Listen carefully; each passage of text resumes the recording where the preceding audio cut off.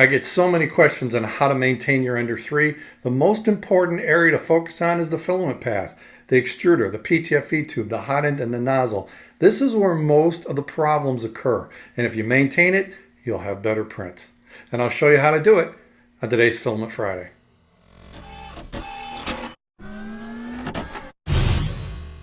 Filament Friday is brought to you by these Patreon supporters.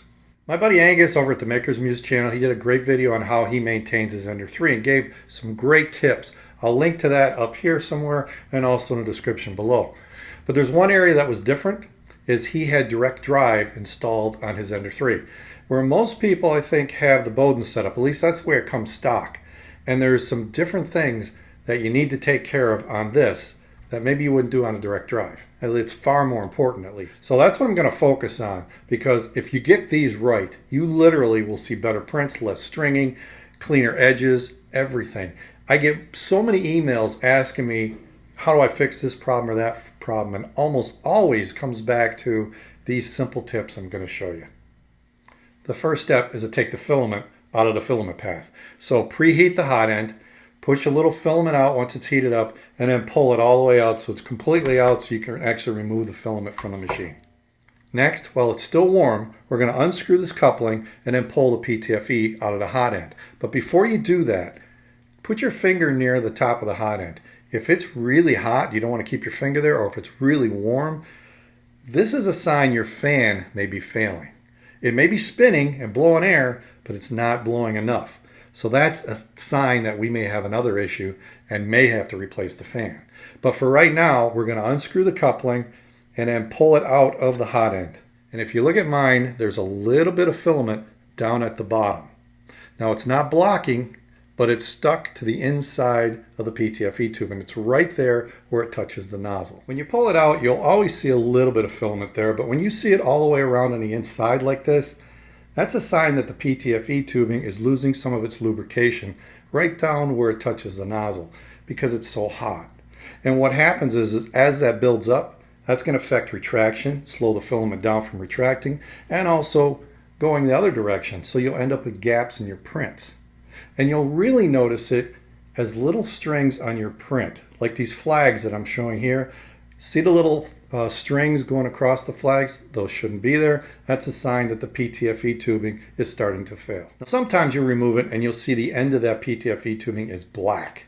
That means it's burned and it's shot. That's never going to work. It's going to give you terrible retraction results and terrible prints. So you need to get that fixed. You can replace the whole PTFE tubing, but an easy way is just cut off the last 20 millimeters. A tubing cutter like this from Capricorn, it's got a nice notch to hold the PTFE tubing so you get a clean cut. Cut that last 20 millimeters off, screw it back on, and then push it all the way down to the nozzle, and you're ready to start printing again. How often should you do this? Well, on my print farm back here, which is running almost every day, I do it about once a month. I go across the machines, clip off that 20 millimeters, put it back in, and start printing again. But it depends on what temperature you're running at, how big your prints are, and how often you're printing. So if you just average printing, you could probably get away with once every 2 or maybe 3 months that you have to cut that off. But when you do, I highly suggest you also replace the nozzle. Again, while it's still hot, you can replace the nozzle very easily. And I like to use this thumb ratchet. I'll put a link to this in the description below. It's really inexpensive. And then I use a 1/4-inch socket. Now, I think it's a 6.5 millimeter, but I just use a 1/4-inch socket here in the US, and it fits really nice. It's a little bit loose, which is fine. I'm not stripping anything, but it stops me from over tightening as well. So I can just ratchet this thing on or off, and keeps my fingers away from the heat. So replace the nozzle, and I buy these sets. I have this nice set that I got on Amazon. I'll put a link to this in the description below. You get 25 0.4 nozzles. Now you can buy a variety set too, but it comes with cleaning wires as well, which I don't use too much. I just replace them. But for the price, it works out to like 36 cents per nozzle. So very inexpensive. So why not replace it when you cut that PTFE tubing? When you replace the nozzle, I almost guarantee you're going to have to tweak the bed. You're going to have to re-level it. So just know that going in, but it's worth it. You're going to get better prints. Now remember I mentioned the top of this should not be hot. If it is, then you need to take this cover off and look at your fan. And odds are there's going to be crap in there, or where there's going to be little pieces of filament that may be slowing it down. You may have a broken blade. But if none of that is there and it's spinning and everything looks fine, but the top of this is still hot, replace the fan. I don't care what anybody tells you, replace the fan because it's just not spinning properly. Now you can get a set of fans. You can get one for the side for the cooling the filament, and then one that'll fit inside the case. And you can buy these in sets. I have a link to these as well in the description. I buy them in sets of 2 sets, so I can fix 2 machines with these. These are by Winson. I'm not going to say they're the quietest fans, but they're not bad either. And they last a lot longer than the Creality fans. So I haven't replaced the fans on mine very often. Now the wires themselves are a little bit short. So I've showed this in a previous video. I actually just cut and spliced the fan to the existing wire. So I cut off the old one and I splice a new one in, and I use these solder sleeves that make it a lot easier to do this. You just heat it up with a heat gun and it solders it in place. So I highly recommend it. Now these will sometimes fit tight within the case. You really got to pry it out sometimes. Sometimes they'll pop right out. But replace the fan. You'll be happy you did, and then the top of it will be cool, and you're going to get more consistent printing because you're going to get more consistent heating of the filament. The final thing you need to do is this gear on your extruder. Anytime you have resistance in that PTFE tubing or issues with that fan not cooling, you're going to get grinding of the filament up here at the gear. And what you need to do before you start printing again is take a brush. Now I like to take a stainless steel brush and I run it against it. Now it's a brass gear on this, but the stainless steel for me seems to work better. I use a brass brush to clean the nozzle. I have a plastic brush to clean dust and stuff, but this one I use on the gear. All 3 of these are part of my Filament Friday toolkit. I'm not saying you got to go out and buy my kit. You can get these at any hardware store. They usually come in these 3 styles, but it's the stainless steel one. I just brush as I spin it, brush the teeth, and look for wear in the gear. If that gear is worn, replace it.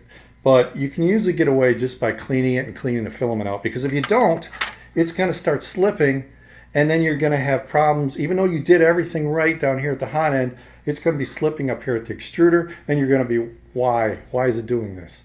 So clean that off. It's a real easy fix. I will put a link to all these items in the description below. They are affiliate links, so if you use them, it does help the channel. But if you don't want to use those, that's fine, as long as you buy the parts to fix your hot end so you can start printing good again. This is how you maintain the filament path, and it's very, very important, especially on a Creality machine, and especially the Ender 3. Now, how does this happen, though, really? Well, if you ever lose power while it's printing, all that heat's got to go somewhere, because the fan's not blowing anymore. It goes right into the heat sink, it goes right into the nozzle, goes right into the PTFE tubing and starts to cook it. Also, if you're in a hurry, say it's printing and you have to shut it off and go somewhere, all that heat goes right into the PTFE tubing and the filament expands. Causes you problems. If that fan should fail, where's the heat going? All into the PTFE tubing. So that's how it typically happens, or just, printing over a long period of time, it just slowly wears out. If you do decide to replace the PTFE tubing, there's the standard PTFE, the clear stuff, so you can see the filament inside, and that's typically a 2 millimeter inside diameter. You can go with a Capricorn, which is what I have here. That's typically a 1.9 millimeter inside diameter, which is fine. The only issue I have with that is if you're printing with some filaments that have metal infused into it or wood infused, then you want a little bit bigger diameter. That's where this clear stuff is actually better. So it depends on what you're printing, but the Capricorn is higher temperature resistant, so you'll have to cut that off far less if you use it. And if you use that Hatfield method that I showed in the previous video with just a little section, then all you have to do is pull out that little section, replace it, and you're back to printing. So there's a lot of options, but this is maintenance. This is what you have to do to keep your printer working properly and getting really good prints. If you like what I'm doing here, maybe check out some of the other videos that are popping up. And if nothing else, click on that CHEP logo and subscribe. That way you don't miss an episode. I'll see you next time right here at Filament Friday.